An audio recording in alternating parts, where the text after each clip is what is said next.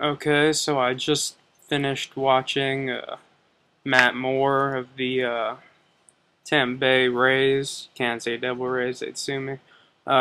Just beat the Texas Rangers. It's pretty badass, not gonna lie. Oh yeah, okay. So I play the Swamp first, which I kind of regret because I like to, um, I don't like to give away my deck. Even before like just like playing like a plains and a swamp together. I mean, it gives it away. If I would have waited a little bit for the swamp, it would have been a little better.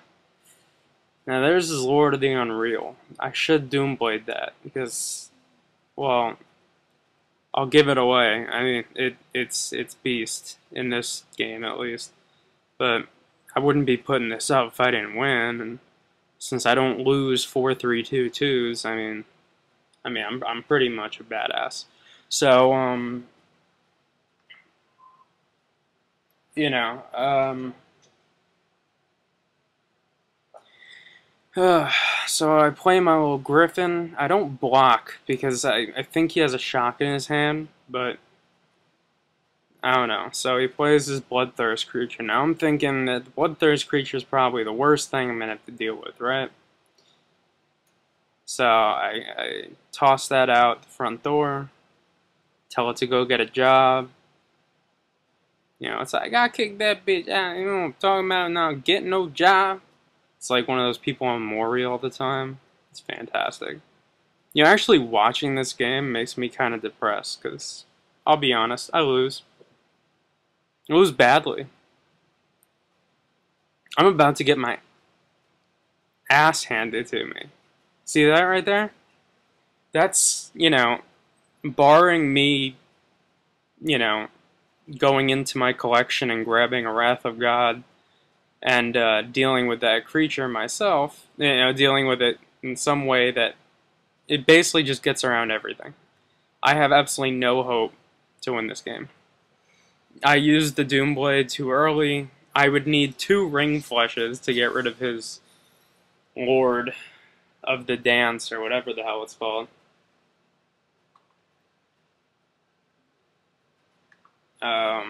What was it? Lord of the Unreal, Lord of the Dance, same shit, different day. Um, there's a big bear. This is getting progressively worse. So I figure I'll attack, it'll make sense. I'll gain some life, and everyone will be happy, you know? So, I don't... I'll ruin the suspense for you. He uses an unsummon. Boing! Great! Fantastico! I'm working on learning Spanish. So, fantastico. Does that work? I think that works. Yeah, that's good. Now he could just sit back and bash me. So I'm gonna use this game primarily to, figure out some things about his deck. Like, if he knows how to play, if he thinks this is Yu-Gi-Oh! And accidentally downloaded the wrong software, if if he's in prison and just figured out how to use a computer. Simple things like that. Oh, good, a Bonebreaker Giant. Okay, that's useless to know. That is a completely useless card. I cannot think of a more useless card in the world than Bonebreaker Giant. It is, I don't know, people call them vanilla creatures, but people are stupid. Now I'm acting like I have a Doomblade, but if I had a Doomblade, I wouldn't be dead. So he uses his second unsummon, which is kind of useful to know. So he's got 2 unsummons. Now I can die gracefully and walk off into the sunset. I need to play like the Dawson's Creek theme song. I don't want to wait for our lives to be over. It was a graceful death. a Spartan death. Not that I had any cards coming up that could have won me the game, but you know, who cares about winning games? I mean, it's not like it's a elimination. Now, you see that artifact up there? That artifact kills off his creatures, right? Well, I guess I don't notice that. I went with the exact same deck, because I just know that my deck is better than his. And it is, because I'm better than he is. In life, and video games, and... I mean, Magic, and with women. You know, the usual things that you need to be good at in order to procreate. So, let me get out my Tormented Soul. He's, you know, if I was a Tormented Soul, why would I live in a swamp? I mean, let's be honest here. Like, wouldn't you want to live in, like, Palm Beach, try and make yourself less tormented? Oh, there's a bear. But not like a cool bear. The green bear is a cool bear, you know? I'm gonna leave that ring flesh until he gets out his Lord of the Unreal. Just in case, so I can, you know, do one of those stack thingies. God, I remember when they first released the stack, everyone was so confused. Everyone's like, wait, how does this work again? You put cards on top of what? Now, I'm not going to play the Griffin Sentinel now. I want to keep that black mana open so I can kill off his bear in case I want to or need to, or it just annoys the hell out of me and I want it dead. I also didn't put in an artifact into my deck that can tap down opposing creatures, and oh, wait, what is that? If you tap down an opposing creature, it dies, if it's an illusion, but, you know. What's the point of that? Oh, okay, I used my ring flesh there. Now, he's been playing with 2 mana open. That screams to me. Okay, well, this screams to me on summon, but whatever. I know he has 2, so playing an enchantment now is probably a stupid move. Because first I'm going to lose a life. I bet you he unsummons right about... Wait till I attack. I don't know why people wait till I attack. It's not like I can possibly counter what he's going to do. Oh wait, yeah, I could give it... Yeah, I could use a stave off thing. Yeah. Okay. I replay my Tormented Soul that lives in a swamp. No wonder he's tormented. I mean, look where he lives.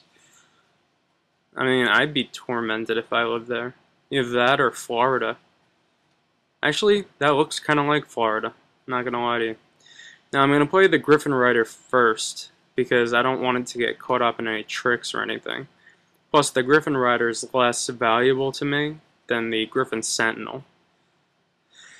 He's been playing like he's had a counterspell now for pretty much the entire game. Now, I'm attacking, and we're basically racing his 2-2 versus my 1-1, by the way.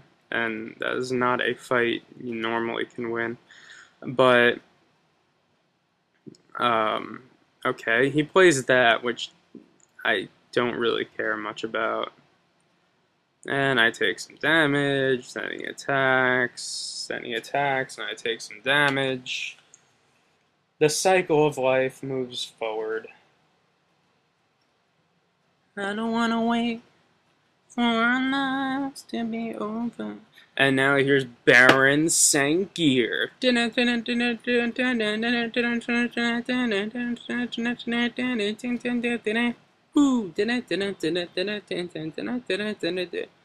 Sorry, I just got caught up in one of those moments where you just start randomly humming the Mortal Kombat theme song.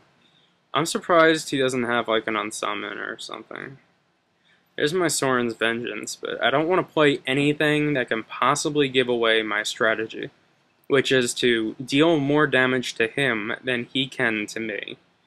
It's a difficult strategy, I know, but you know, I'm fairly sure that as long as he doesn't figure that out, I have a good shot at winning this game, because then he can't be like, oh, he has this, this, and this.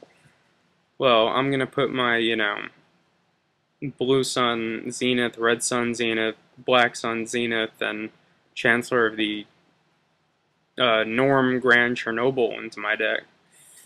Okay, I don't want to play that. I just want to beat him down. He knows he lost. I mean, I know he needs another mana so he could play his what is it? He could play his 4/4/5/5 flyer. Nah, don't do that. That'd be stupid. There you go. Oh, you made a smart decision. Um, so I don't know. He's pinging me. It's basically a race to see. He's just trying to do the same thing I did the last game, which is try and see what's in my deck. Uh,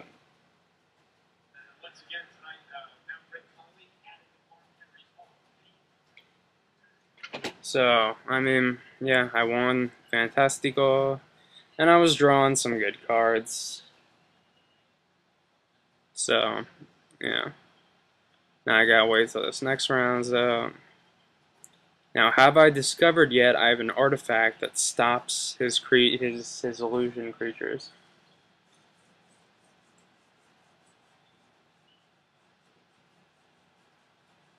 Have I figured that out? Come on, you can figure it out. I believe in you. Oh wait, what am I talking about? I'm an idiot. I don't do things correctly. I should take out that Nantuko Shade or whatever it's called, the 1/1 flyer. I don't have enough mana for it to be usable. And not take out the Onyx Mage, which is one of the only other way. Oh, okay, this is an interesting opening hand. This is removal 101 in M12. I mean, all I need is basically a Chandra's Outrage and a. I mean, I just pretty much have removal out the ass right now.